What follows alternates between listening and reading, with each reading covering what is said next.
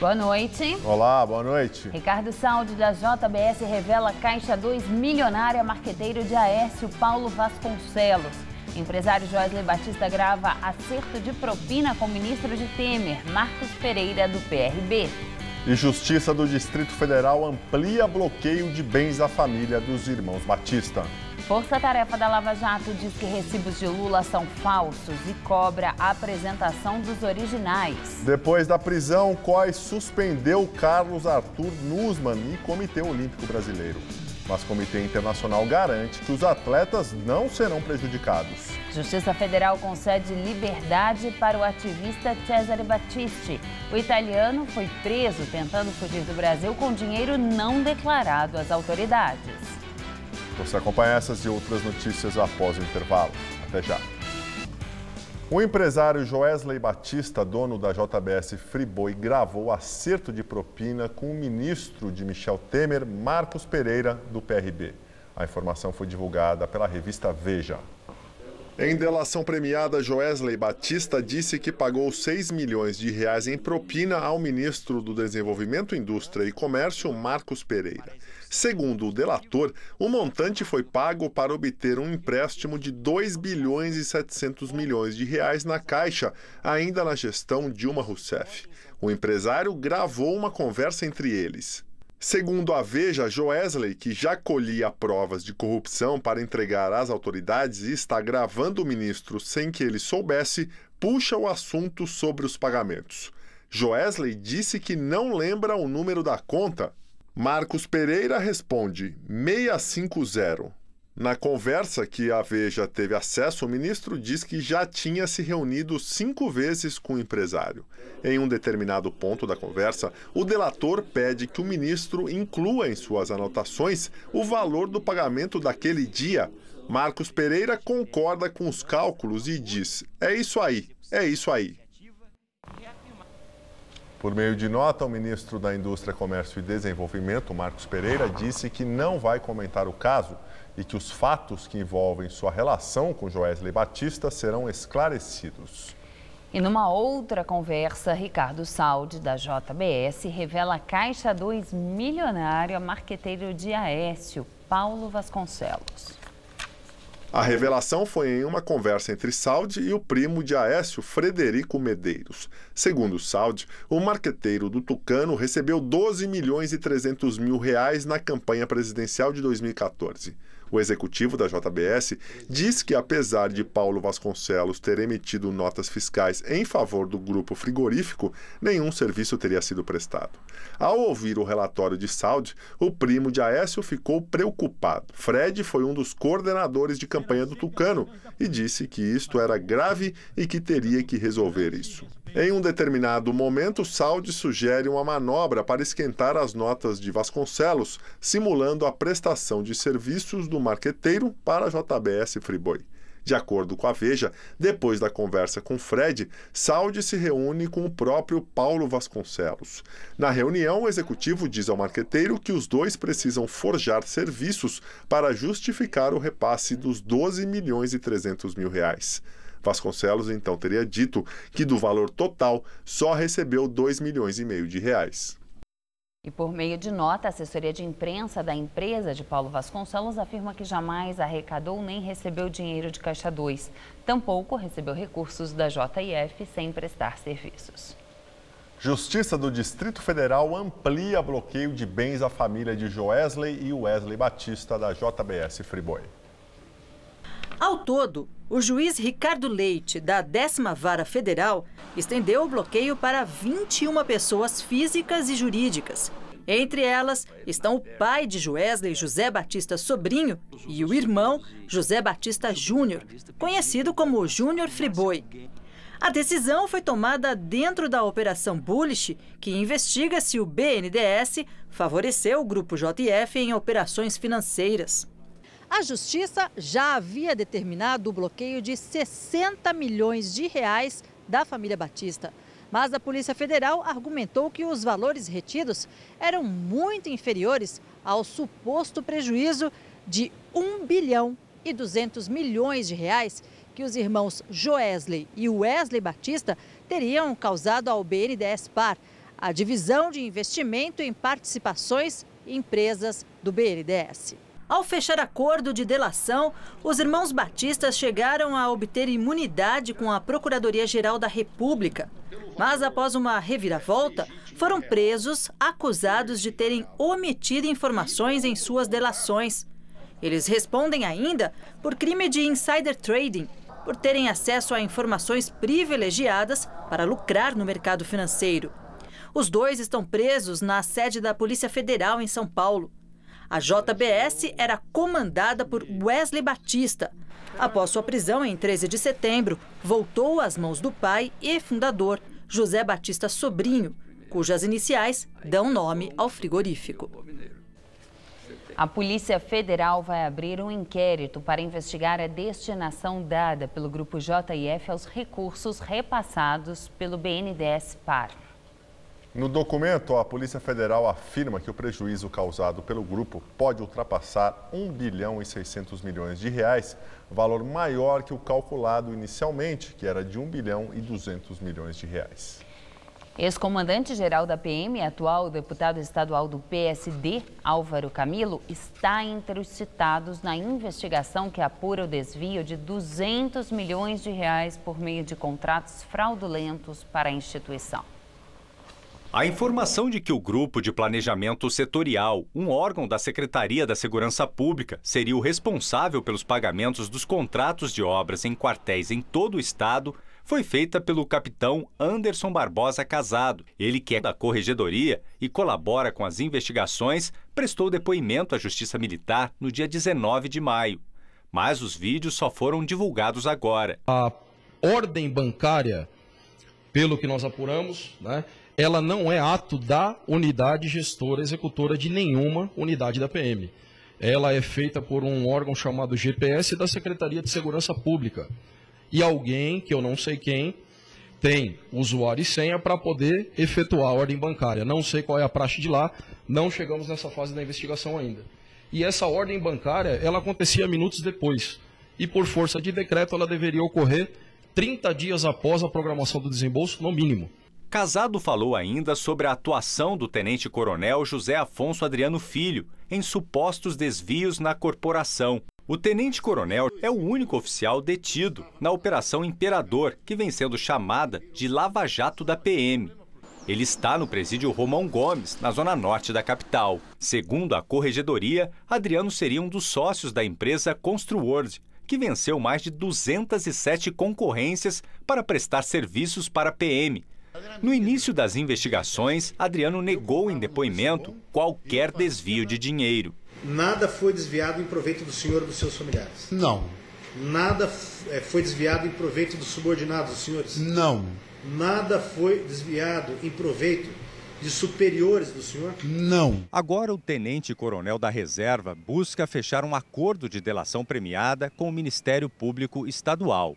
Em uma carta enviada à Justiça, ele tenta vincular a participação de outros oficiais às irregularidades e levanta suspeitas de que 18 coronéis e até um deputado estadual tenham recebido recursos desviados da Polícia Militar.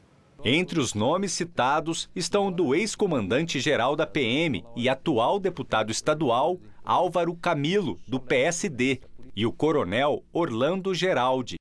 O primeiro da lista é o coronel João Cláudio Valério. Outro investigado no caso é o capitão da PM, Dilermando César Silva, que foi chefe do setor de orçamentos e custos da PM. Ele era subordinado ao tenente-coronel Adriano. Segundo ele, os documentos chegavam em sua mesa depois que os convites para as empresas participarem das licitações eram feitos por Adriano. É uma quantidade exorbitante de processos. Então, muitas vezes, de fato, eu não lia o que eu assinava, mas eu assinava todos os processos, sempre de boa fé.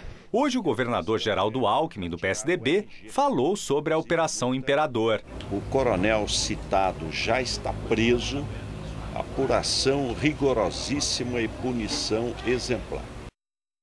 Em nota, Álvaro Camilo disse que confia na isenção da Justiça e que a alegação sobre ele é infundada, motivada por vingança.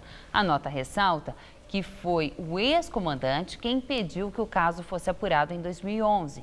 Segundo o texto, a decisão culminou na perda de posto, patente e salário do coronel José Afonso Adriano Filho. Também entramos em contato com as defesas dos coronéis José Afonso, João Cláudio Valério, Orlando Geraldi e do capitão da PM, Dilermando César Silva, mas não tivemos resposta. Depois da prisão, COI suspendeu Carlos Arthur Nussmann e Comitê Olímpico Brasileiro, mas garantiu que os atletas não serão prejudicados. A conclusão é que o escândalo envolvendo o dirigente brasileiro pode comprometer a imagem e a reputação do Comitê Olímpico Internacional. Paralela à apuração da polícia, a comissão confirmou que vai manter as investigações por conta própria. Presidente do Comitê Olímpico Brasileiro havia 22 anos, Carlos Arthur Nussmann, preso ontem, foi suspenso das funções de membro de honra do COI e afastado da organização dos Jogos de 2020 em Tóquio. Nussmann é suspeito de intermediar, a mando do então governador Sérgio Cabral, a compra de votos que elegeu o Rio, sede das Olimpíadas em 2016. O objetivo? Desviar dinheiro público de obras superfaturadas ligadas ao evento. O Cartola foi preso por tentar atrapalhar a investigação, que descobriu que o patrimônio dele cresceu quase 500% em 10 anos, sem justificativa. Nussmann tentou esconder parte dos bens, entre eles 16 quilos de ouro guardados na Suíça. As sanções não se limitam ao dirigente, atingem também o Comitê Olímpico Brasileiro, que teve as relações com a entidade internacional suspensas. Na prática, significa que o COI não vai mais repassar dinheiro para o Comitê Brasileiro, nem para ajudar, como era esperado, a cobrir o rombo dos Jogos de 2016, calculado em 130 milhões de reais.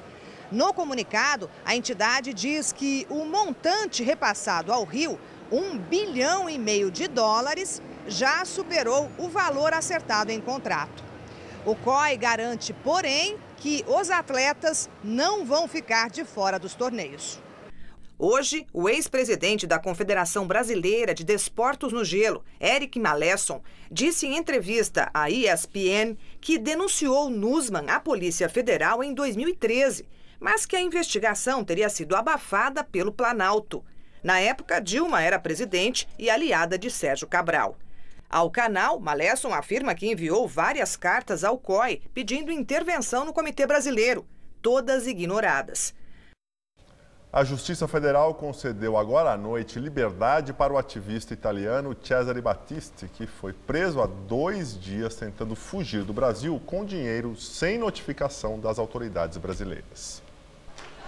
O habeas corpus em favor de Cesare Battisti foi concedido pelo desembargador José Marcos Lunardelli, do Tribunal Regional Federal da Terceira Região. Com isso, o ativista italiano pode ser solto a qualquer momento pela Polícia Federal de Corumbá, na fronteira com a Bolívia. Ele foi preso há 2 dias no Mato Grosso do Sul, após ser flagrado tentando atravessar para a Bolívia com cerca de $6 mil e 1.300 euros em dinheiro não declarado às autoridades brasileiras. Segundo o jornal O Globo, o governo Michel Temer já tem plano para deportar o ex-guerrilheiro italiano de volta ao país de origem dele. A ideia é embarcar ele em um avião da Força Aérea Brasileira rumo à Itália, caso as autoridades daquele país se comprometam a revogar a pena de prisão perpétua contra o ativista, aplicando um modelo de acordo com as leis do Brasil. A exigência faz parte de todos os tratados de extradição do país. O Brasil só manda um preso para o exterior se for por crime previsto na lei nacional e com pena compatível. Como o italiano foi condenado à prisão perpétua, o governo da Itália precisa declarar formalmente que se compromete a aplicar a pena máxima prevista em território brasileiro, que é de 30 anos de prisão. Força-tarefa da Lava Jato diz que recibos de Lula são falsos e cobra a apresentação dos originais. O Ministério Público abriu um procedimento chamado Incidente de Falsidade Criminal. Na visão dos procuradores, não há a menor dúvida de que os recibos apresentados pela defesa de Lula são falsos e que a suposta relação locatícia entre as partes foi simulada.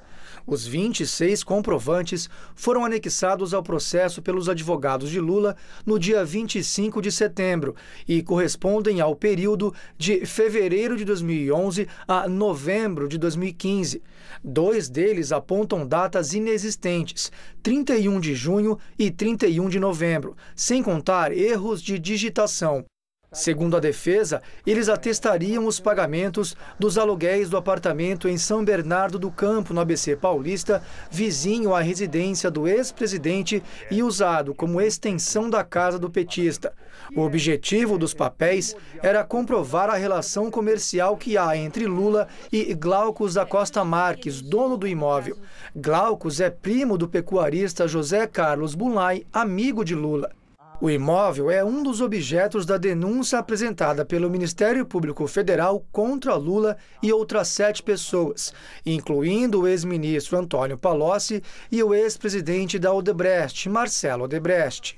Segundo a investigação, os aluguéis do imóvel nunca foram de fato pagos. Para os procuradores, Costa Marques comprou o apartamento a pedido de Bunlai com dinheiro da Odebrecht para depois entregar o imóvel a Lula, que já o utiliza há vários anos. O procedimento aberto pelo MP deve indicar também se houve adulteração dos recibos e por quem, além de apontar quando de fato eles foram elaborados. Para isso, o MP pede que os documentos originais sejam apresentados. A defesa de Lula alega que a ex-primeira-dama Marisa Letícia foi quem alugou o imóvel de Costa Marques e nega qualquer irregularidade. Os advogados disseram que a realização de perícia nos recibos irá demonstrar que eles são idôneos e foram assinados pelo proprietário. Nesta ação penal, Lula é réu por corrupção passiva e lavagem de dinheiro. No mesmo processo, o petista responde por também ter supostamente recebido da empreiteira um terreno onde seria construída a nova sede do Instituto Lula, no valor de 12,5 milhões de reais. Lula nega as irregularidades. O Ministério Público Federal pediu que a pena de Lula, no caso do triplex em Guarujá, seja aumentada. Nesta ação, o petista foi condenado pelo juiz Sérgio Moro a 9 anos e meio de prisão. O parecer foi protocolado no Tribunal Regional Federal da 4ª Região, com sede em Porto Alegre. O processo está com o relator da Lava Jato em segunda instância, João Pedro Gebran Neto, mas não há prazo para que seja julgado. O MPF solicita também a manutenção da pena em regime fechado. O procurador criticou a estratégia de defesa do petista. Maurício Gotardo Gerum afirmou que o processo não é político e que o julgamento de Lula não é de exceção. Ao todo, o petista é réu em 7 ações penais pelo país. A Advocacia Geral do Senado enviou uma nova manifestação ao STF defendendo não ser possível o afastamento de deputados e senadores do exercício do mandato por decisão judicial. O parecer foi apresentado no processo do senador Aécio Neves do PSDB afastado por decisão do Supremo. No documento, os advogados do Senado alegam que qualquer medida cautelar contra congressistas é inconstitucional. Na próxima quarta-feira, o Supremo vai julgar se medidas judiciais, como o afastamento do mandato, precisam ser submetidas ao aval da Câmara ou do Senado, que teriam o poder de revogá-las. Aécio Neves está proibido de exercer o mandato de senador e de sair de casa à noite. Ele foi gravado pelo empresário Joesley Batista pedindo R$2 milhões. E agora o comentário de Josias de Souza, direto de Brasília. O Supremo Tribunal Federal decidirá na próxima quarta-feira se medidas cautelares adotadas contra parlamentares investigados, a suspensão do mandato, por exemplo, precisam ou não ser referendadas pelo Congresso Nacional. Em parecer enviado à Suprema Corte, a Advocacia do Senado sustenta simplesmente que a instância máxima do judiciário brasileiro não pode adotar esse tipo de punição em nenhuma hipótese. Esse debate tem como pano de fundo o caso do senador Aécio Neves, afastado do mandato e proibido de sair de casa à noite. O Congresso abriga dezenas de Aécios.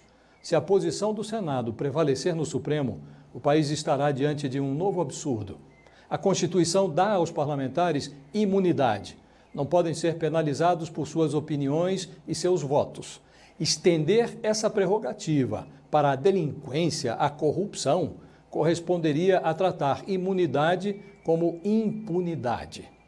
O Congresso não perde a mania de cutucar o eleitor com o pé. Qualquer hora dessas, ele acaba mordendo. Boa noite. O presidente Michel Temer sancionou a reforma política e vetou o artigo do projeto de reforma eleitoral que autorizava a censura prévia de conteúdo publicado em sites e redes sociais. O trecho da lei aprovada ontem no Senado foi considerado censura prévia por entidades de radiodifusão do país. A emenda foi posta no projeto pelo deputado Áureo, do Solidariedade do Rio de Janeiro, durante votação na Câmara dos Deputados. Ontem, no Senado Federal, a emenda foi aprovada sem objeção e enviada à sanção do presidente Michel Temer, que hoje anunciou o veto, depois que entidades de radiodifusão entenderam o artigo da lei como censura prévia de conteúdo durante o período eleitoral. O projeto aprovado no Senado ontem normatiza o uso do Fundo Público Eleitoral de R$ 1,7 bilhão nas campanhas do ano que vem e impõe limite de gastos para os candidatos de 2018. Choveu muito na região metropolitana de São Paulo nesta tarde. Em São Bernardo do Campo caiu granizo. O centro da cidade foi a área mais atingida. Vendo assim, de longe, até parecia neve. Os moradores ficaram assustados com a quantidade de granizo e com o barulho provocado pelas pedras de gelo que caíram sobre os telhados de carros. Houve registro de destelhamento na região central. A circulação de trólebus foi interrompida na cidade. Uma rua próxima ao Paço Municipal ficou alagada, com carros submersos. Várias pessoas ficaram ilhadas. Segundo previsão do Centro de Gerenciamento de Emergências, podem ocorrer outras pancadas de chuva na Grande São Paulo.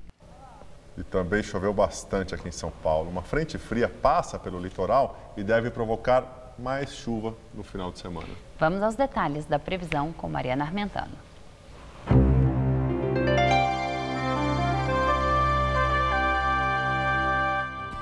O final de semana promete tempo instável aqui em São Paulo, com chuvas tanto no sábado quanto no domingo. E não vai fazer mais o calorão que fez hoje não, viu? Nessa madrugada, a mínima prevista é de 17 graus e a máxima amanhã à tarde em torno dos 26 graus. Aí no domingo pode fazer até 28, também com previsão de chuvas a qualquer hora. E na segunda-feira a máxima volta a ultrapassar os 30 graus, pode fazer até 31 por aqui, ainda com chances de chuva. A campanha internacional para abolir armas nucleares venceu o Nobel da Paz de 2017. Durante o anúncio, o Comitê do Nobel afirmou que o prêmio é um reconhecimento do importante trabalho da entidade para atrair atenção às consequências humanitárias catastróficas do uso de qualquer arma nuclear. A organização, criada em 2007, é formada por 468 organizações de 101 países e promove a implementação do Tratado Internacional que proíbe armas atômicas. A escolha da entidade coincide com o aumento da preocupação com o programa nuclear da Coreia do Norte. Nós ficamos por aqui. A edição de hoje pode ser vista no site do Jornal da Gazeta. Muito obrigado pela companhia. Tenha uma excelente noite e um ótimo final de semana. Até segunda, Ju. Até segunda, Gabriel. Um ótimo fim de semana. Fique agora com o programa Festa Sertaneja.